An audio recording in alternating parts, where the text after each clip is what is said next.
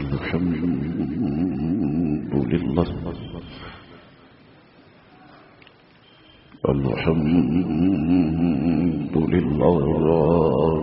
نحمده ونستعينه ونستغفره ونؤمن به ونتوكل عليه ونعوذ بالله من شرور أنفسنا ومن سيئات أعمالنا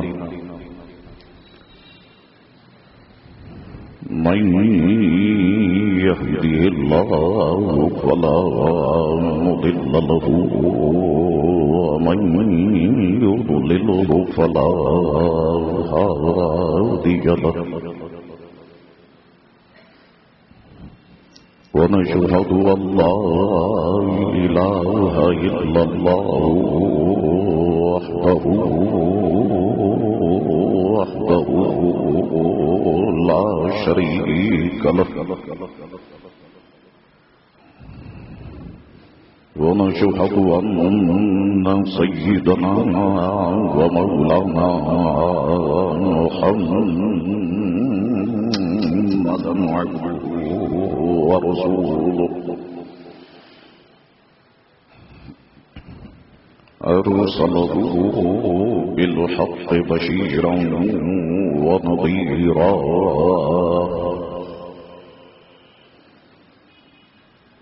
أما بعد فأعوذ بالله من الشيطان الرجيم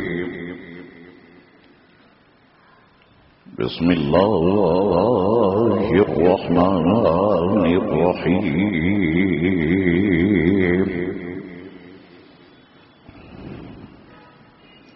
فتلقى آدم من ربه كلمات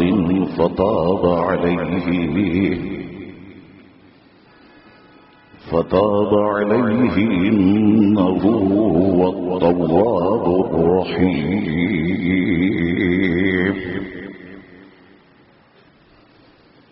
صدق الله مولانا العظيم وصدق رسوله النبي الكريم الأمين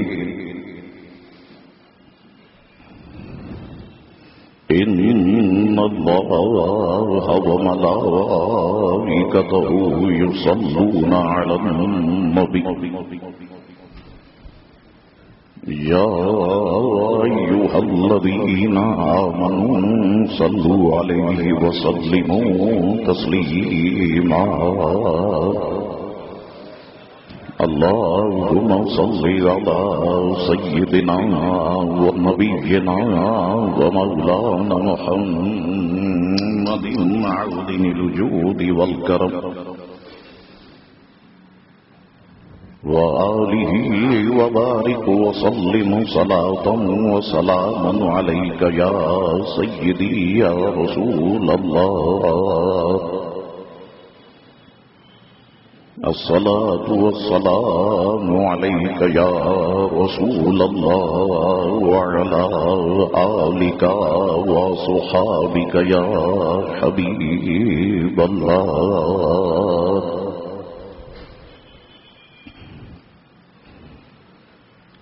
اللہ تبارک و تعالی کی حمد و ثنا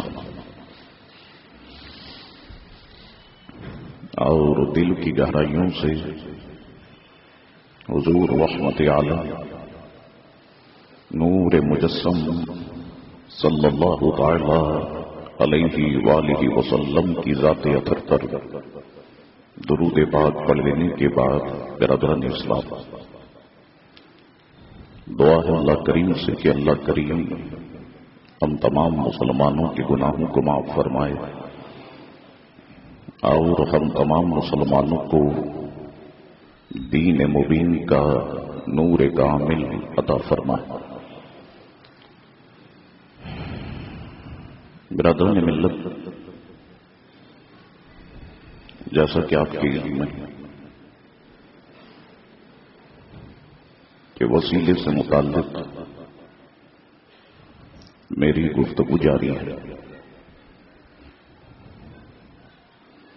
گزشتہ 2 نشستوں میں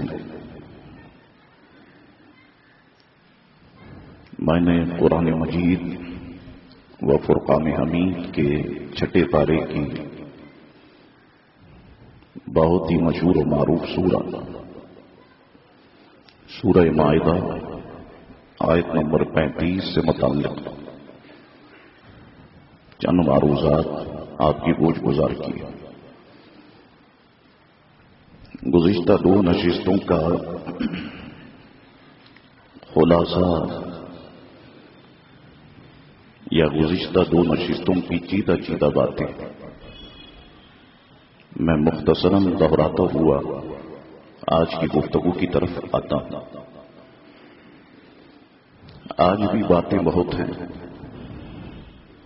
لیکن مجھے لگتا ہے کہ آج بھی وقت ساتھ نہیں دے گا، لیکن محدود سے وقت میں جتنا آپ کو سمجھا سکا اتنا سمجھانے کی کوشش کروں گا۔ گزشتہ نشستوں میں نے وسیلے کا لغوی معنی، وسیلے کا شرعی معنی کیا ہے یہ آپ کو بتایا، وسیلے کی ضرورت کیوں ہوتی ہے یہ بھی آپ کو سمجھایا۔ عقلی اعتبار سے اگر ہم وسیلے پر غور کریں تو عقل کا جواب بھی یہی ہے کہ کوئی بھی شعبہ اس وقت تک کامیابی حاصل نہیں کر سکتا یا کسی بھی شعبے میں اس وقت تک کامیابی نہیں ہو سکتی جب تک کہ اس میں ماہر افراد کا وسیلہ شامل نہ ہو۔ اس کے بعد پھر قرآن مجید و فرقان حمید کی آیت مقدسہ یا ایھا الذین آمنوا اتقوا اللہ وابتغوا الیہ الوسیلہ وجاہدوا فی سبیلہ لعلکم تفلحون سے متعلق میں نے گزشتہ نشست میں بڑی تفصیل کے ساتھ گفتگو کی۔ دوران مطالعہ قرآن مجید و فرقان حمید کی یہ حسین آیت میرے سامنے آئی اور اس کو میں نے بہت پڑھا، بہت بار اسے دیکھا، اور اس کے تحت جو اکابر مفسرین کرام اور اہل علم نے لکھا ہے اس کو میں نے جمع کر لیا۔ بہت ساری باتیں تو ان صفحات پہ موجود ہیں اور بہت ساری باتیں میرے دماغ میں موجود ہیں۔ میں دعا کرتا ہوں اللہ سے کہ اللہ اپنے حبیب کے صدقے ایسا کرم فرما دے کہ میں ساری باتیں یکجا کر کے ایک گلدستے کی صورت میں آپ کی خدمت میں پیش کر سکوں۔ قرآن مجید و فرقان حمید کا یہ پہلا پارہ ہے اور وسیلے کے ثبوت میں یہ دوسری آیت مقدسہ ہے۔ پہلی آیت تو یا ایھا الذین آمنوا اتقوا اللہ وابتغوا الیہ الوسیلہ، دوسری آیت پہلا پارہ سورہ البقرہ اور آیت نمبر 37 ہے۔ آیت کو دوبارہ سماعت فرما لیجیے، آسان سا ترجمہ عرض کرتا ہوں، اس کو بھی سماعت فرما لیں اور پھر جو کچھ اہل علم نے لکھا وہ ساری باتیں آپ کی خدمت میں پیش کرتا ہوں۔ قرآن مجید و فرقان حمید نے فرمایا فَتَلَقَّى آدَمُ مِن رَّبِّهِ كَلِمَاتٍ فَتَابَ عَلَيْهِ إِنَّهُ هُوَ التَّوَّابُ الرَّحِيمُ۔ پھر سیکھ لیے آدم نے اپنے رب سے کچھ کلمے، تو اللہ تبارک و تعالی نے ان کی توبہ قبول کی، بے شک وہی بہت توبہ قبول کرنے والا مہربان ہے۔ اب اس کو سمجھنے کے لیے اس کا پورا بیک گراؤنڈ اور پس منظر میں جب تک آپ کے سامنے نہیں رکھوں گا یہ بات آپ کے سمجھ میں نہیں آئی، تو توجہ رکھیے گا، آہستہ آہستہ چلوں گا تاکہ بات آپ لوگوں کے دماغ میں بیٹھتی چلی جائے۔ تخلیق، قرآن مجید و فرقان حمید کی یہ حسین آیت میرے سامنے آئی اور اس کے تحت جو اکابر مفسرین کرام اور اہل علم نے لکھا ہے اس کو میں نے جمع کر لیا۔ بہت ساری باتیں تو ان صفحات پہ موجود ہیں اور بہت ساری باتیں میرے دماغ میں بیٹھتی چلی جائے۔ سیدنا آدم علیہ الصلوۃ والسلام سے پہلے کی بات ہے کہ آسمانوں پر ایک نورانی مخلوق آباد تھی، اور آج بھی وہ نورانی مخلوق موجود ہے۔ اس نورانی مخلوق کا کام یہ تھا کہ جس رب نے انہیں بنایا، جس رب نے انہیں تخلیق کیا، بس اس کے نام کی مالا جپنا، ہر وقت، ہر لمحہ، ہر گھڑی اللہ وحدہ لا شریک کا ذکر کرنا، اس کے نام کی تسبیح پڑھنا۔ اس نورانی مخلوق کو ہم ملائک یعنی فرشتے کہتے ہیں۔ فرشتے حضرت آدم علیہ الصلوۃ والسلام سے پہلے بھی موجود تھے، اور آج بھی الحمدللہ فرشتے موجود ہیں۔ مفسرین کرام فرماتے ہیں کہ ابلیس یہ قوم جنات میں سے تھا، لیکن کثرت عبادت کی وجہ سے یہ فرشتوں کا ساتھی بن گیا تھا۔ انہی کے ساتھ اٹھتا بیٹھتا تھا، انہی کے ساتھ رہتا تھا، انہی کے ساتھ مصروف عبادت ہوتا تھا۔ مفسرین کرام فرماتے ہیں کہ ایک دفعہ ملکوتی فضاؤں میں ربانی فیصلے کا اعلان ہوتا ہے کہ مولا کائنات نے فرمایا انی جاعل فی الارض خلیفہ، فرمایا سنو اے فرشتوں، میں زمین میں اپنا خلیفہ بنانے والا ہوں، تو تمہارے لیے حکم یہ ہے کہ جب میں اس پیکر حسین کو بنا دوں، جب میں اس پیکر جمیل کو تیار کر دوں، جب میں اس پیکر ذیشان کو تمہارے سامنے کھڑا کر دوں، اور جب میں اس پیکر کے وجود میں روح ڈال دوں، تو فرشتوں میں تمہیں سجدے کا حکم دوں گا کہ تم آدم کو سجدہ کرو، تو تم سب کے سب آدم کے آگے سجدہ ریز ہو جانا، تمہارا کام یہ ہے۔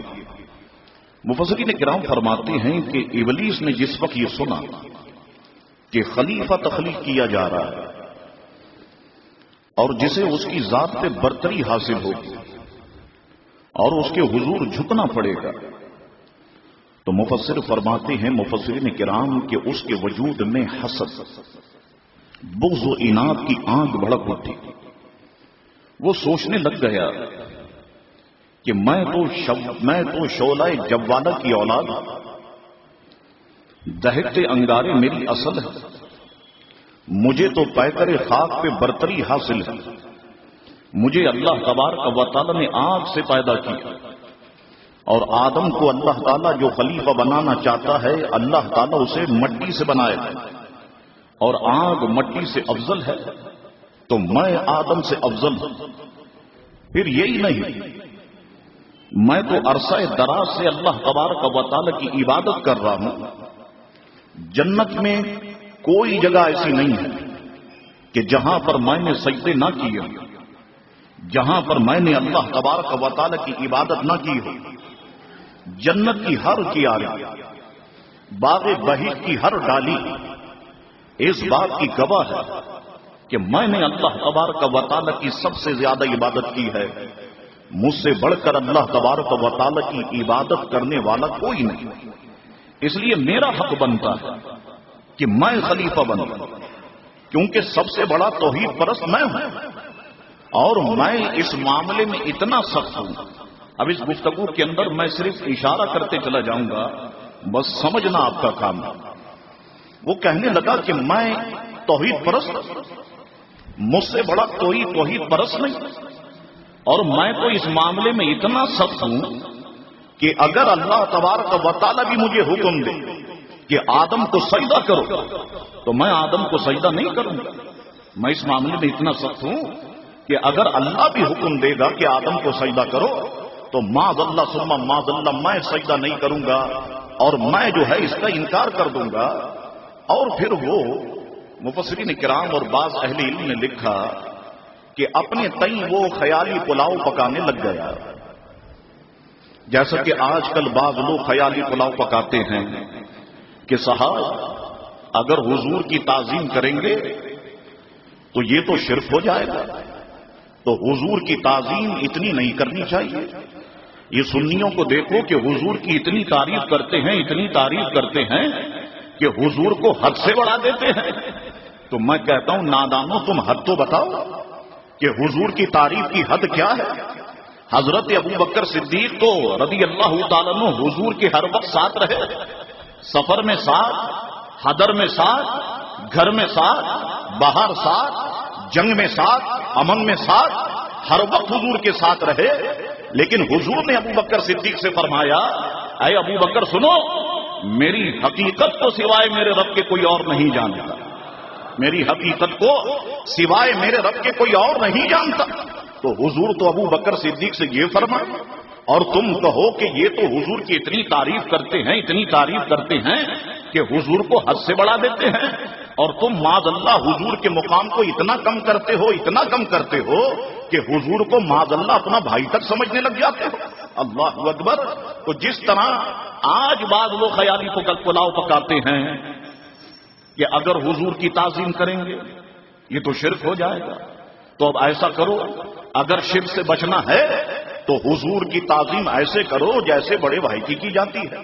معاذ اللہ، حضور کی تعظیم ایسے کرو، حضور کو ایسے مانو جیسے گاؤں کا چودھری ہوتا ہے۔ معاذ اللہ، حضور کی حیثیت تو بس صرف ڈاکیے کی طرح ہے کہ جس طرح ڈاکیا پیغام دے کے چلا جاتا ہے، بس حضور بھی دنیا میں آئے اور پیغام دے کے چلے گئے۔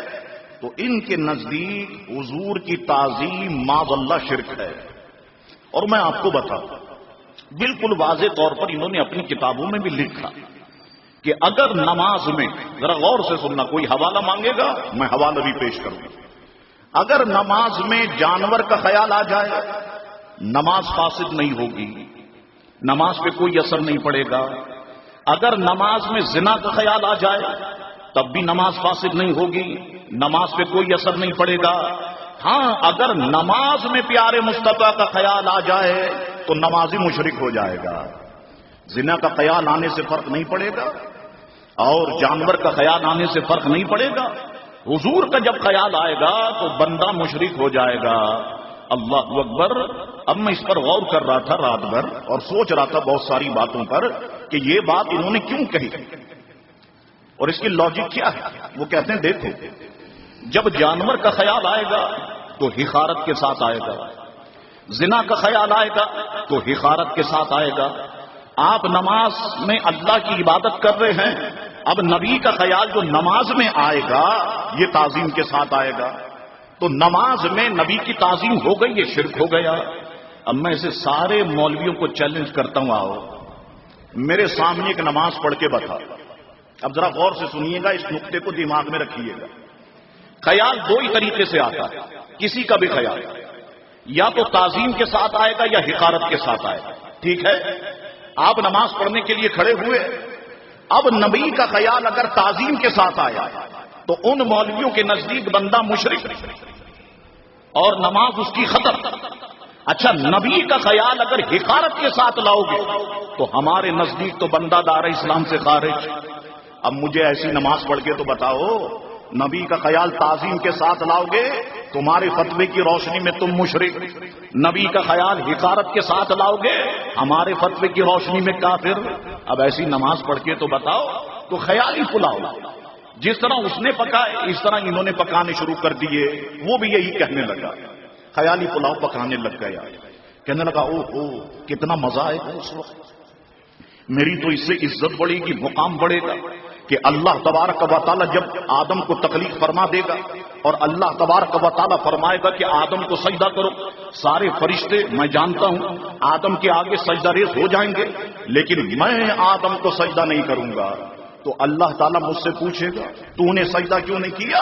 تو میں کہوں گا کہ میں جو ہے مجھے زیبا نہیں کہ میں بشر کو سجدہ کروں، یا یہ کہ تو نے آدم کو مٹی سے بنایا، مجھے آنکھ سے بنایا، میں آدم سے افضل ہوں اس لیے میں نے آدم کو سجدہ نہیں کیا۔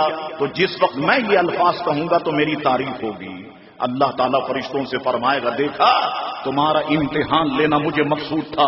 اس امتحان میں یہ جو ہے شیطان یہ پورا اتر گیا. اس نے بڑی شاندار بات کہی, میرا درجہ بلند ہو جائے گا, میرا مقام بلند ہو جائے گا. یہ اپنے تئیں اپنے دماغ میں مفسرین کرام فرماتے ہیں کہ خیالی پلاؤ پکانے لگ گیا. اب آئیے, اب ہوا کیا؟ مفسرین کرام فرماتے ہیں اب وہ وقت آ گیا. اللہ تبارک و تعالی نے پیکر آدم کو تیار کر دیا, اور حضور کریم علیہ السلام کی حدیث شریف بھی ہے اور دیگر اہل علم کے قول بھی ہے, اور میرے پاس اس وقت موجود ہے کہ جب حضرت آدم علیہ السلام کے پیکر کو تیار کر دیا تو اللہ تبارک و تعالی نے حضرت آدم کے پیکر کو بغیر روح کے جب تک چاہا آدم کے پیکر کو رکھا. اب ہوتا کیا تھا؟ حضور نے بھی فرمایا اور مفسرین نے بھی لکھا کہ شیطان اور فرشتوں کو جب پتا چلا کہ حضرت آدم کا پیکر تیار ہو گیا, اب اس پر گفتگو ہے کہ حضرت آدم کا پیکر کہاں پہ تیار ہوا. بعض نے کہا کہ حضرت آدم کے جسم کو زمین پہ تیار کیا گیا, اس کے بعد جنت میں لے جایا گیا, وہاں پر روح ڈالی گئی.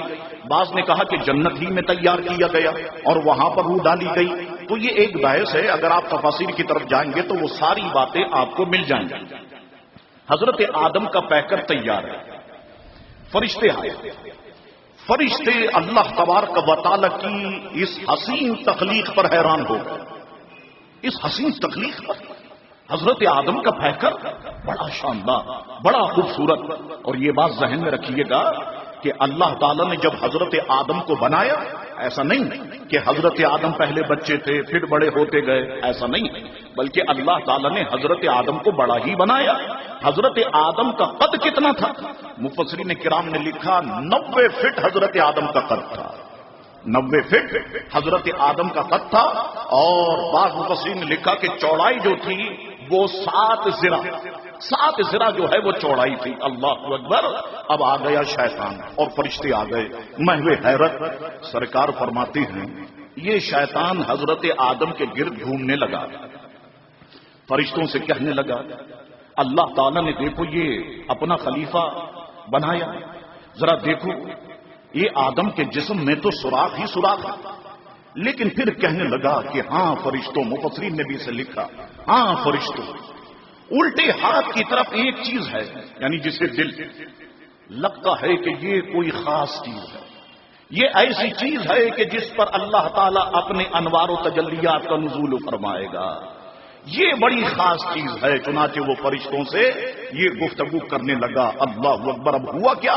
اب مفسرین کرام فرماتے ہیں کہ اللہ تبارک و تعالی نے ایک ایک بات بڑی سمجھنے کی, اور آپ کا مشام جاں معطر ہوگا, آپ خود کہیں گے اپنی زبان سے سبحان اللہ.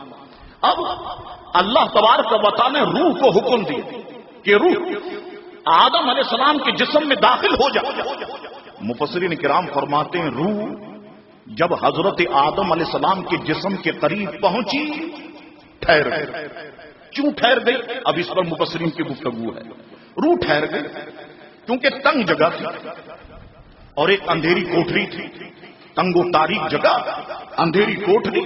روح نے جب اسے دیکھا تو روح پیکر آدم کے پاس آ کے ٹھہر گئے, اندر داخل نہیں ہوئی. اب اللہ تعالی نے جسم آدم کو نور مصطفیٰ سے منور فرما دیا. جیسے ہی اللہ نے نور مصطفیٰ کو آدم کی پیشانی میں رکھا, اب روح آدم علیہ السلام کے جسم میں داخل ہو.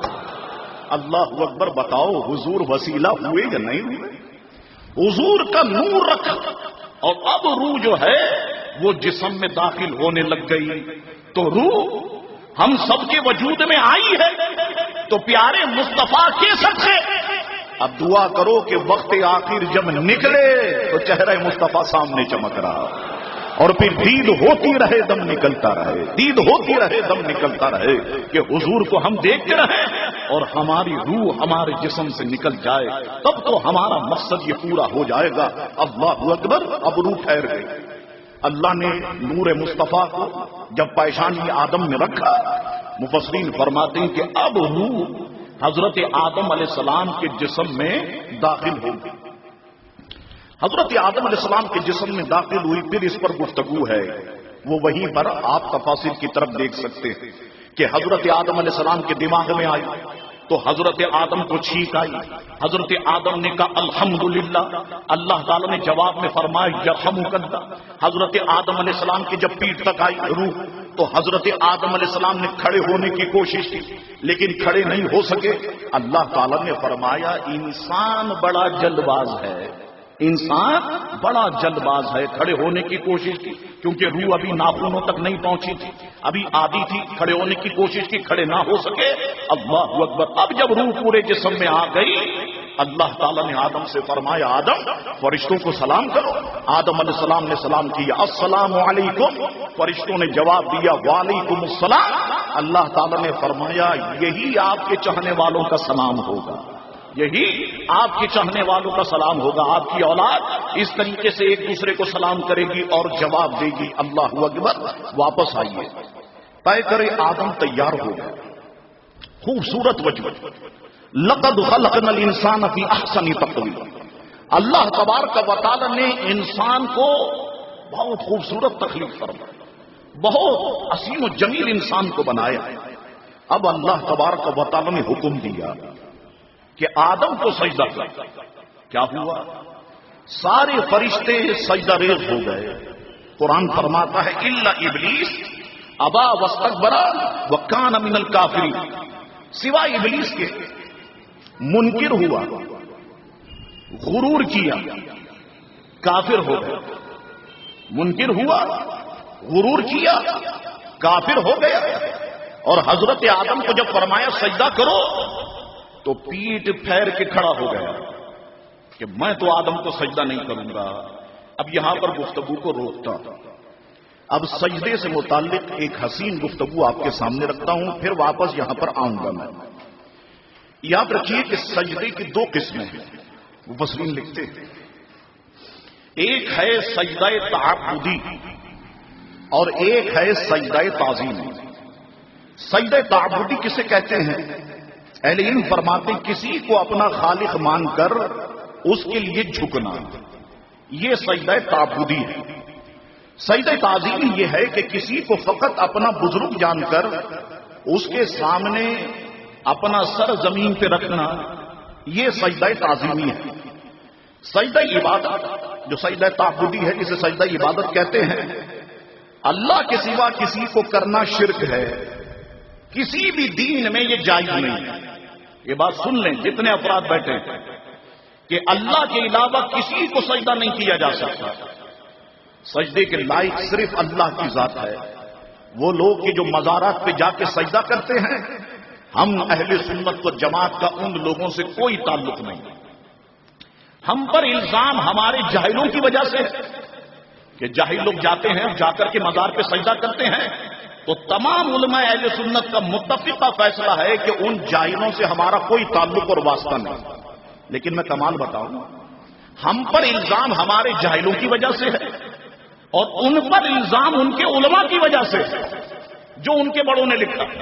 تو ہم کہتے ہیں ہمارا ان جاہلوں سے تعلق نہیں، تو تم بھی تو کہہ دو کہ تمہارا ان مولویوں سے تعلق نہیں، تاکہ معاملہ جو ہے وہ حل ہو جائے اور پھر اتحاد امت کی ایک صورت اور ایک کیفیت پیدا ہو جائے. اللہ اکبر. آئے سجدہ تعظیمی پہلی امتوں میں جائز تھا، جیسے کہ یوسف علیہ السلام کے بھائیوں نے انہیں سجدہ کیا، پہلی امتوں میں جائز تھا. اب یہاں جو اللہ تعالی نے فرشتوں کو حضرت آدم علیہ السلام کو سجدہ کرنے کا حکم دیا، اب اس سے متعلق 4 قول ہیں، اس کو ذہن میں رکھیں. بعض اہل علم فرماتے ہیں کہ یہاں صرف سجدہ تعظیم مراد تھی، یعنی لغوی سجدہ تھا، حقیقی سجدہ نہیں تھا. لیکن بعض اہل علم پھر اس پر گفتگو کی. وہ کہتے ہیں کہ یہ قول بہت ضعیف ہے، بلکہ کئی قرآنی آیات کے یہ خلاف بھی ہے. کیونکہ قرآن مجید و فرقان حمید نے کہیں فرمایا خر، اور کہیں اس کے لیے دوسرے الفاظ بھی استعمال فرمائے. دونوں کے معنی ہے گر جانا، کہ اللہ نے حکم دیا آدم کو سجدہ کرو، سارے فرشتے سجدے میں گر گئے، اس کا معنی ہے گر جانا. تعظیم میں گرنا اس کے معنی نہیں ہے. ایک بات.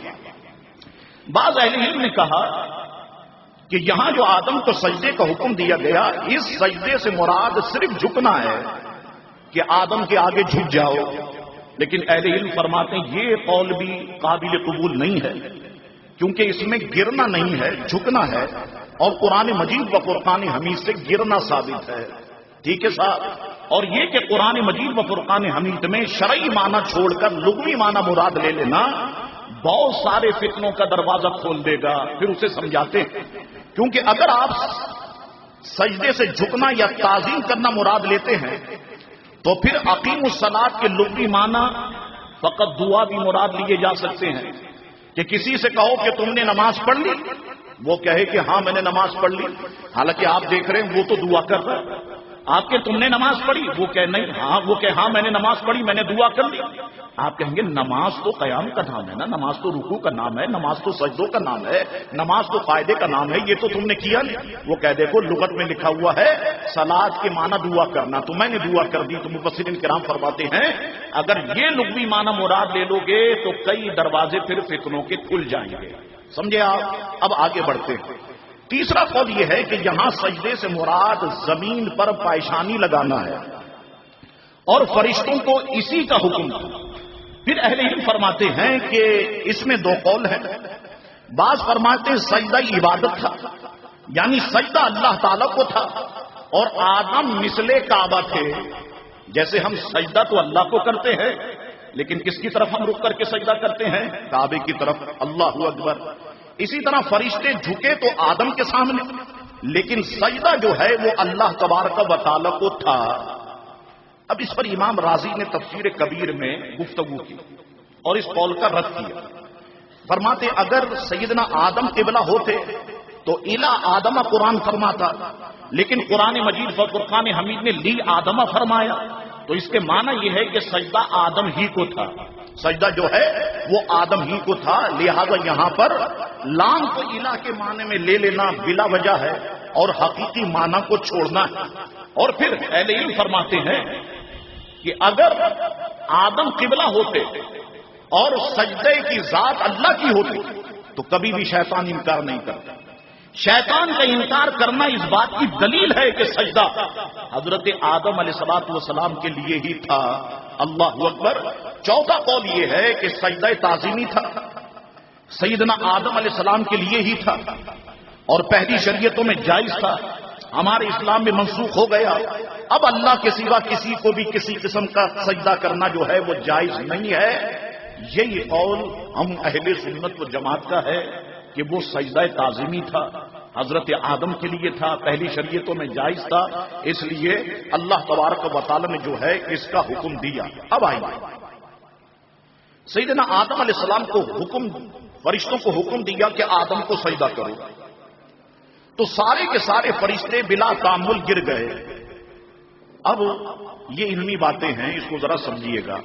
سب سے پہلے کس نے سجدہ کیا آدم کو، اس کے بعد کس نے، اس کے بعد کس نے، اس کو مفسرین فرماتے سب سے پہلے حضرت جبریل سجدے میں گرے، جبریل کے بعد پھر میکائیل گر گئے، میکائیل کے بعد پھر اسرافیل گر گئے، اور اسرافیل کے بعد پھر اسرائیل گرے، اور پھر اس کے بعد سارے فرشتے سجدے میں گر گئے. اس لیے اللہ تعالیٰ نے حضرت جبریل کو سب سے بڑا درجہ عطا فرمایا کہ اللہ نے انہیں انبیاء کرام کا خاتم بنا دیا. سب سے بڑا درجہ اللہ تبارک و تعالیٰ نے عطا فرمایا. اب کیا ہوا؟ واپس آئیے. ابلیس منہ پھیر کے کھڑا ہو گیا، منہ پھیر دیا، اللہ نے حکم دیا کرو، منہ پھیر کے کھڑا ہو گیا. اللہ تعالیٰ نے فوراً اس کی شکل کو مسخ کر دی. یاد رکھنا کہ ابلیس کا پہلے نام عزازیل تھا. اللہ نے اس کی شکل کو مسخ کر دیا. کیا ہو گیا؟ جسم ابلیس کا خنزیر کا ہو گیا اور چہرہ اس کا بندر کی شکل میں تبدیل کر دیا گیا. جسم بھی تبدیل ہو گیا، شکل بھی تبدیل ہو گئی، نام بھی تبدیل ہو گئے. اللہ اکبر. تو اب صوفیہ کرام نے ایک شاندار نقطہ لکھا. صوفیہ کرام فرماتے ہیں اس سے پتا چلا کہ اس عالم کی ابتدا تعظیم نبی سے ہوئی، یعنی حضرت آدم کی تعظیم کرائی گئی. فرماتے اس عالم کی ابتدا یعنی عالم آخرت کی ابتدا بھی تعظیم نبی سے ہوگی. عالم کی ابتدا حضرت آدم سے ہوئی، عالم آخرت کی ابتدا تعظیم مصطفیٰ کریم علیہ الصلوۃ والسلام سے ہوگی کہ سب غلاموں کو، سب لوگوں کو حضور کریم علیہ الصلوۃ والسلام کی بارگاہ میں جو ہے وہ پیش کیا جائے گا۔ اب آئیے، اب آپ کو قرآن مجید و فرقان حمید کا ترجمہ سننے کا مزہ آئے گا اور پڑھنے کا مزہ آئے گا۔ ان واقعات کو قرآن مجید و فرقان حمید نے کئی جگہ پر بیان کیا۔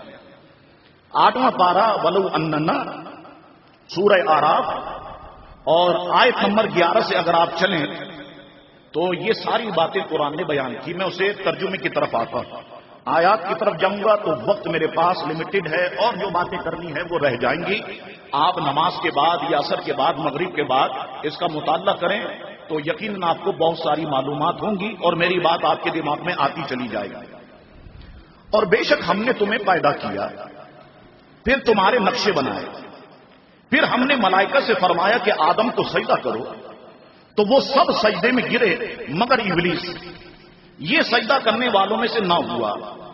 فرمایا کس چیز نے تجھے روکا کہ تو نے سجدہ نہ کیا جب میں نے تجھے حکم دیا تھا؟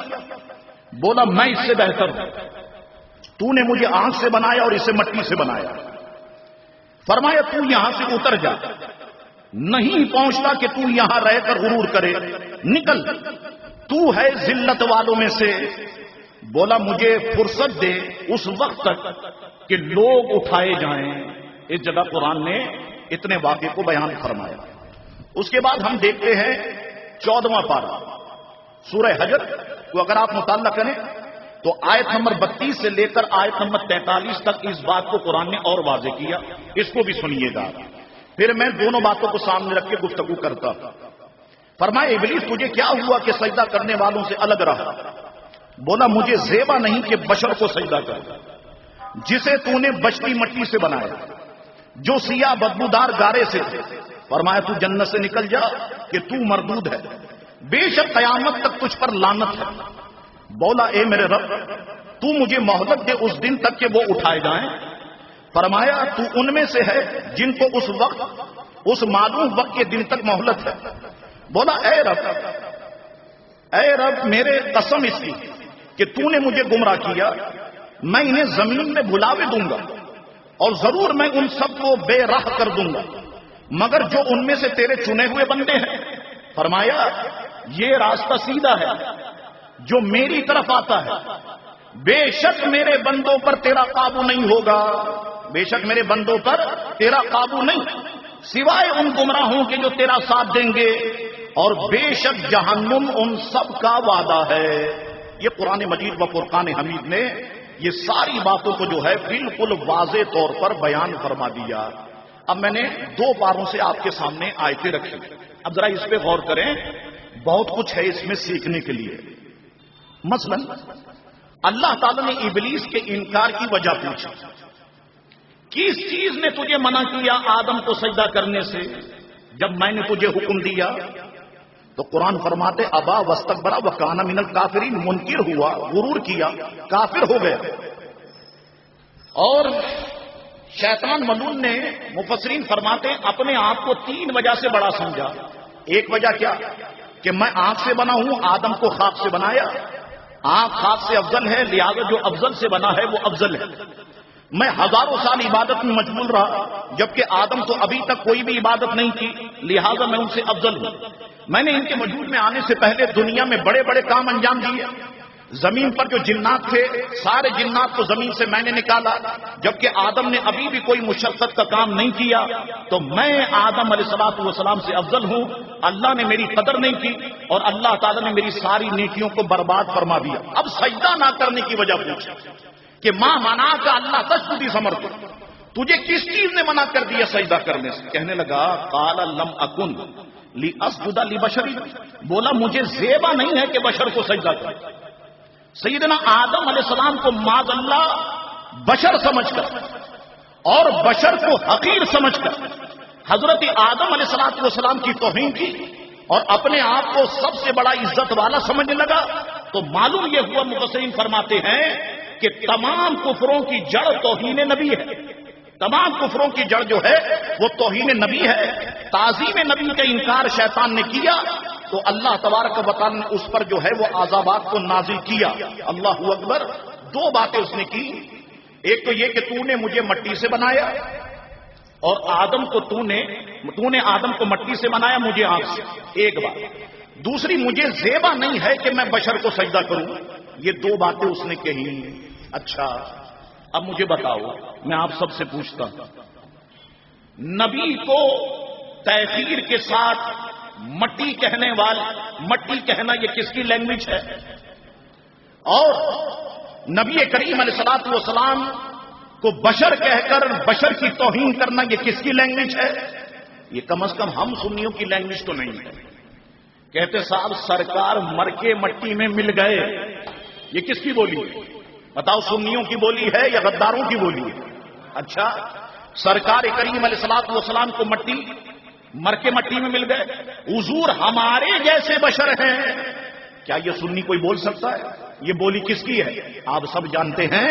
اب فیصلہ آپ کے ہاتھ میں ہے کہ آپ نے غداروں کے ساتھ رہنا ہے یا حضور کے وفاداروں کے ساتھ رہنا ہے.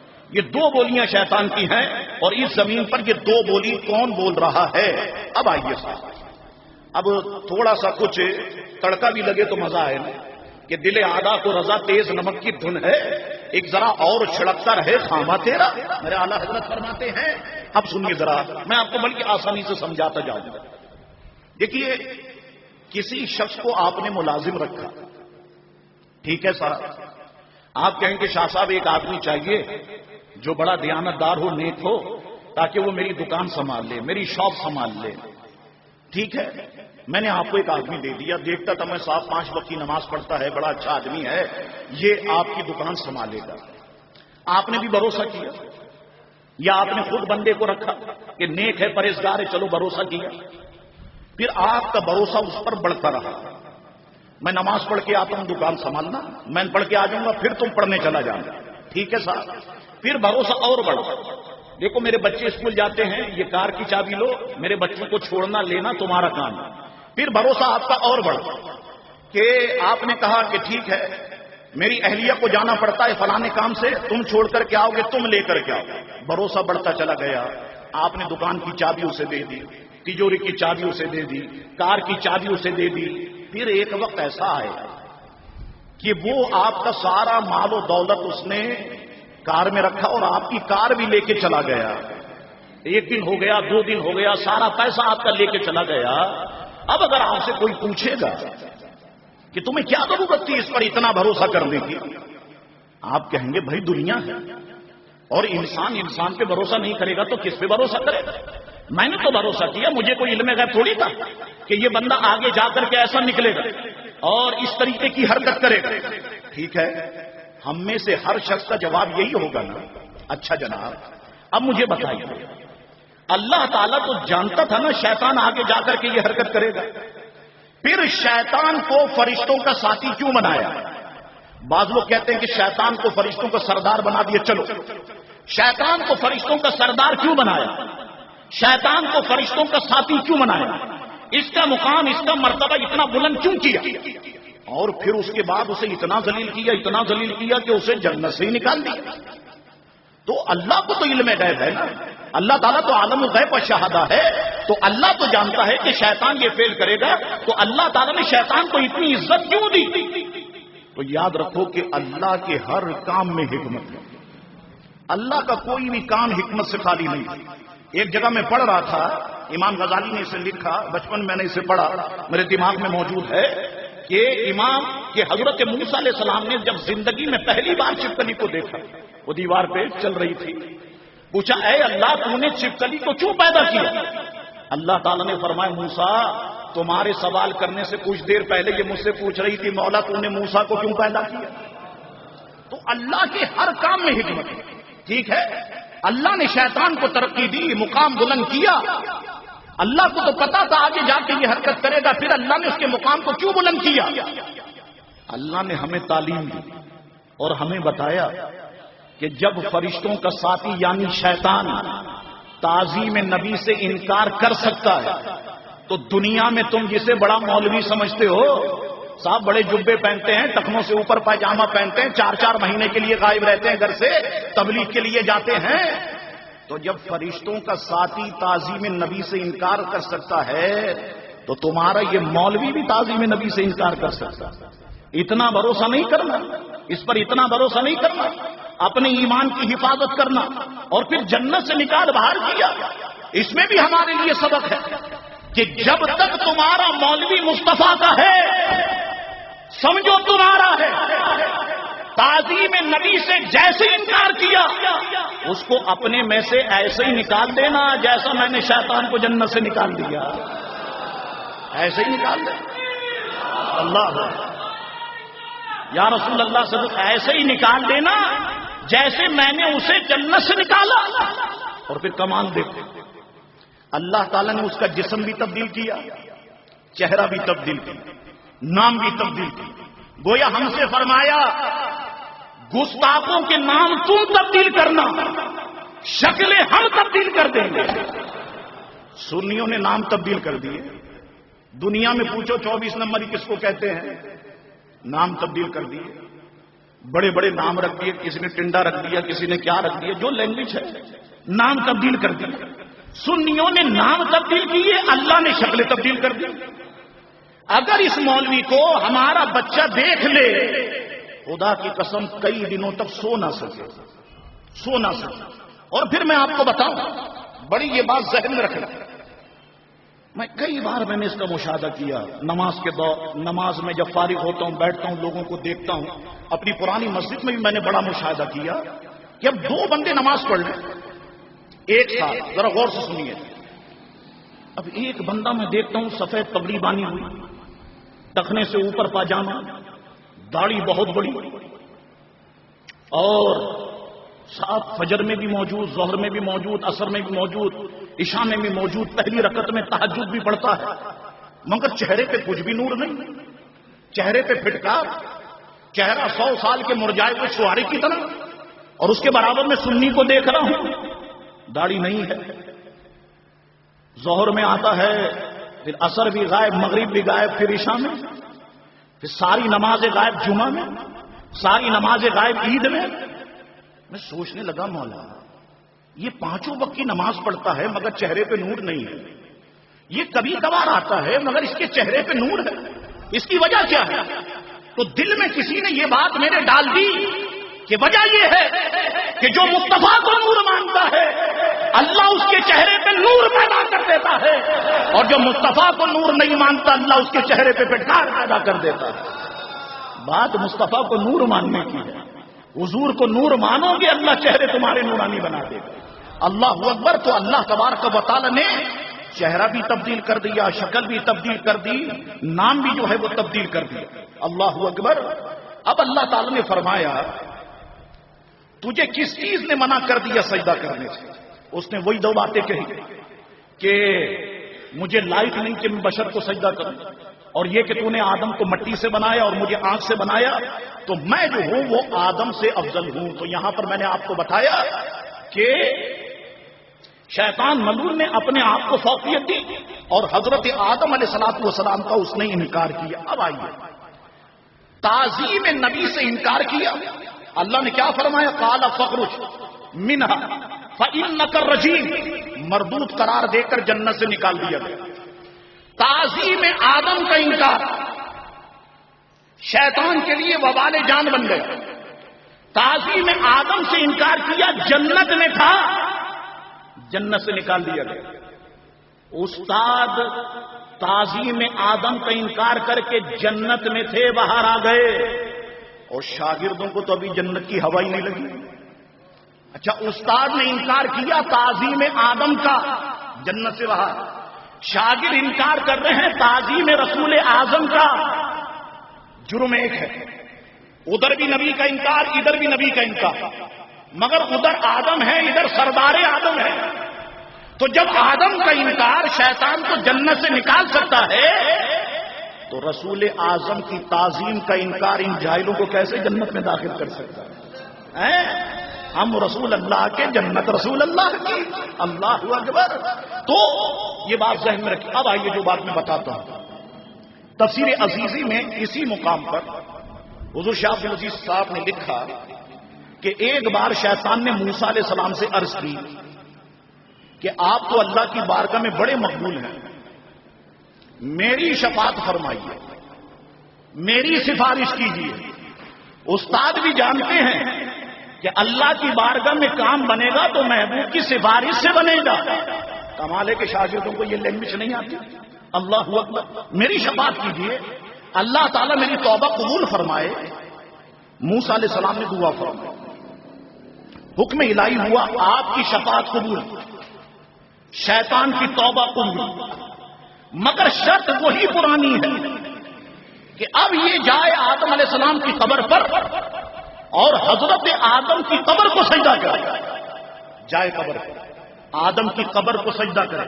موسیٰ علیہ السلام نے شیطان کو یہ خبر دی، اس نے جواب دیا کہ جب میں نے زندہ آدم کو سجدہ نہیں کیا تو مردہ آدم کو کیسے کروں؟ اس نے انکار کر دیا۔ اللہ اکبر۔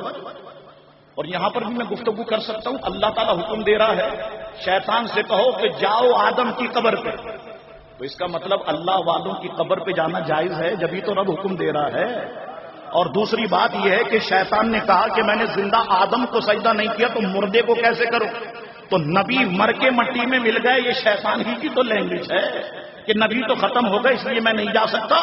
اللہ اکبر۔ اور اس کے بعد مفسرین فرماتے ہیں شیطان کو 1,00,000 برس جہنم میں رکھ کر وہاں سے نکالا جائے گا، پھر اللہ فرمائے گا کہ آدم کو سجدہ کرو، پھر بھی وہ سجدہ نہیں کرے گا اور اسے پھر جہنم میں داخل کر دیا جائے گا۔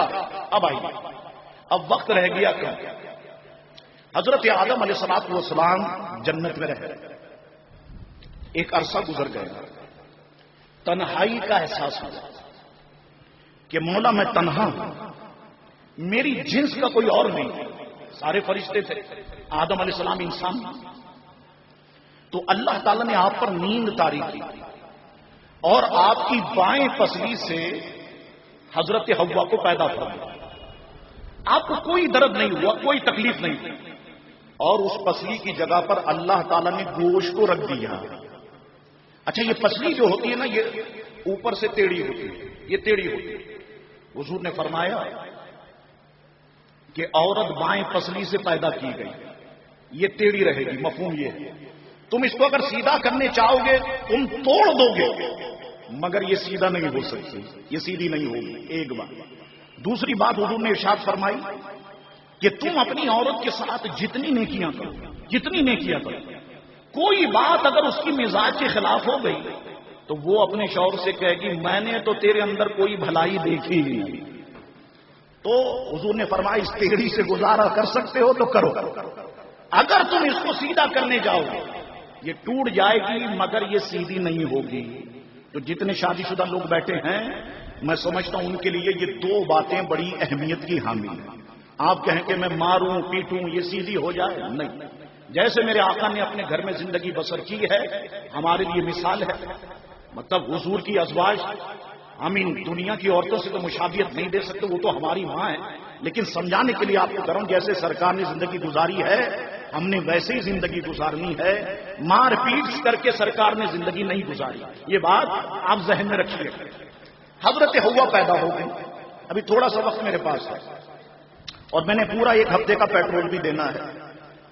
حضرت حوا جو ہے وہ پیدا ہو گئی، حضرت آدم علیہ السلام نیند سے بیدار ہوئے، دیکھا برابر میں خوبصورت سی خاتون بیٹھی ہے، عرض کی مولا یہ کون ہے؟ فرمایا آدم یہ میری بندی ہے جسے ہم نے تمہاری وحشت دور کرنے کے لیے پیدا کیا۔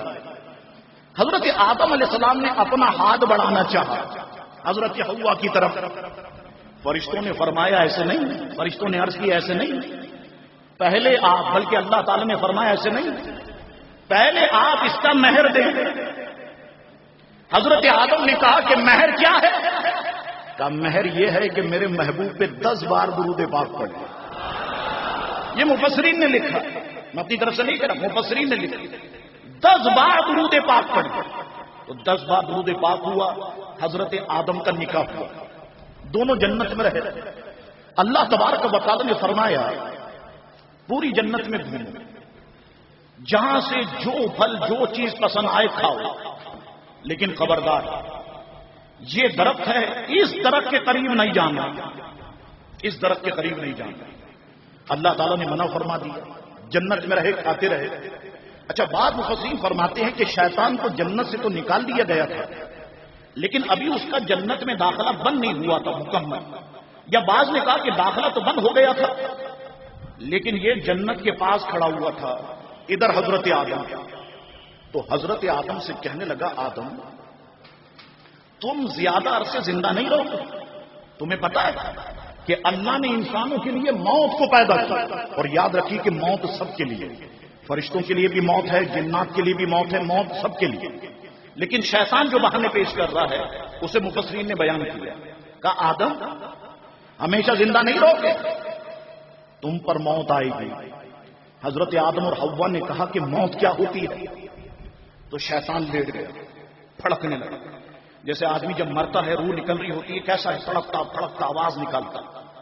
تو اب جب حضرت آدم اور حضرت حوا نے یہ منظر دیکھا، ایک عجیب کیفیت تاری ہوئی، جیسے اگر ہم کسی کو مرتا ہوا دیکھیں، آپ خود غور فرمائیں کہ کیسی کیفیت ہوتی ہے ہماری، ایک ہفتے تک کھانا نہیں کھایا جائے گا ہم سے، تو اب عجیب کیفیت ہوتی ہے۔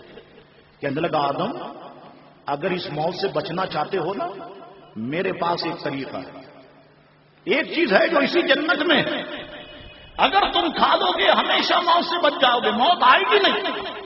حضرت آدم اور حوا نے فرمایا وہ چیز کیا ہے؟ اب وہ درخت ہے، اس درخت کے قریب جاؤ، اس میں جو پھل لگا ہوا ہے نا، عبداللہ ابن عباس فرماتے رضی اللہ عنہ گندم کا درخت تھا، اس میں جو پھل لگا ہے اسے نکالو، اسے کھا لو، پھر تم دونوں پر کبھی موت نہیں آئے گی اور اللہ تمہارے درجات کو بلند کر دے۔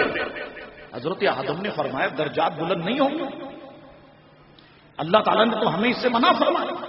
حضرت آدم علیہ السلام نے فرمایا اللہ نے اس سے ہمیں منع فرمایا، اور تو کہتا ہے کھا لو، یہ جملہ میں درست کر رہا ہوں، تو کہتا ہے کھا لو اور درجات بلند ہو جائیں گے، درجات تو ہمارے ویسے ہی بلند ہیں، تو کہتا ہے کھا لو اور مقام بلند ہو جائے، اللہ نے تو اس سے منع کیا۔ وہ کہنے لگا آدم تم سے کیا کہا اللہ نے کہ درخت کے قریب نہ جاؤ، تو درخت کے قریب جانے سے منع کیا ہے، اس کا پھل کھانے سے تھوڑی منع کیا ہے، لا کے میں دے دیتا ہوں کھا تم لو، اللہ کی قسم کھا کے کہتا ہوں تم کو کچھ نہیں ہوگا، تم ہمیشہ زندہ رہو گے، اللہ کی قسم، اللہ کی قسم اس نے کھائی۔ مفسرین فرماتے ہیں کہ حضرت آدم علیہ الصلوۃ والسلام یہ سمجھے کہ اللہ کی کوئی جھوٹی قسم نہیں کھا سکتا، تو حضرت آدم کو اس کی بات پہ یقین آ گیا اور حضرت آدم نے اس پھل کو کھا لیا، لیکن حضرت آدم اللہ سے پوچھنا بھول گئے۔ فرماتے بھولتے کیسے نہیں کہ دنیا میں آنا تھا، اپنا رنگ جمانا تھا۔ پیارے مصطفیٰ جنگ بدر کے قیدیوں کے بارے میں جب فیصلہ فرمانے لگے اللہ سے پوچھنا بھول گئے، اور حضور کی بھول سے ہوا کیا؟ کئی لوگ دائرہ اسلام میں داخل ہو گئے، اگر حضور نہیں بھولتے سب کے سب قتل کر دیے جاتے، اسلام کیسے ملتا؟ تو ہماری بھول شیطانی اور نفسانی ہے، اور اللہ کے نیک بندوں کی بھول جو ہے وہ رحمانی ہے، اس کے کئی نتیجے نکلتے ہیں۔ اللہ اکبر، اب کھا لیا دونوں نے اس پھل کو کہ جس سے منع کیا، فرمایا جا اللہ تعالیٰ کا حکم ہوا اب تم دونوں اس زمین پہ اتر جاؤ، اور تم میں باز کا دشمن ہوگا، اسے قرآن نے بیان کیا۔ دونوں زمین پر آ گئے اور کئی مصیبتوں میں حضرت آدم گرفتار بھی رہے، زمین پہ آئے اور زار و قطار روتے رہے۔ مفسرین فرماتے ہیں 300 سال تک حضرت آدم روتے رہے، 300 سال۔ اے اللہ مجھ سے خطا ہو گئی، مولا میری خطا کو معاف فرما، مولا میری غلطی کو، مولا میری خطا کو معاف فرما، یہ کہتے رہے۔ اور اس دنیا میں کچھ ایسے لوگ ہیں جو بہت روئے، حضرت یعقوب علیہ السلام حضرت یوسف کی جدائی میں بہت روئے، حضرت یحییٰ علیہ السلام ذکر الہی کرتے ہوئے بہت روئے، حضرت فاطمہ حضور کے وصال کے بعد بہت روئی، صرف 6 مہینے کے بعد وصال فرما گئے۔ امام زین العابدین واقع کربلا کے بعد بہت روئے سرکار کے روزے پر آ گئے۔ تو کئی بزرگ ایسے ہیں جو بہت روئے، لیکن ان میں سب سے زیادہ حضرت آدم روئے، زارو قطار رو رہے ہیں۔ مفسرین نے یہاں تک لکھا کہ آدم کو روتا ہوا دیکھ کر جبریل کو بھی رونا آ گیا، اب روتے ہیں۔ 300 سال ہو گئے، اب ہوا کیا؟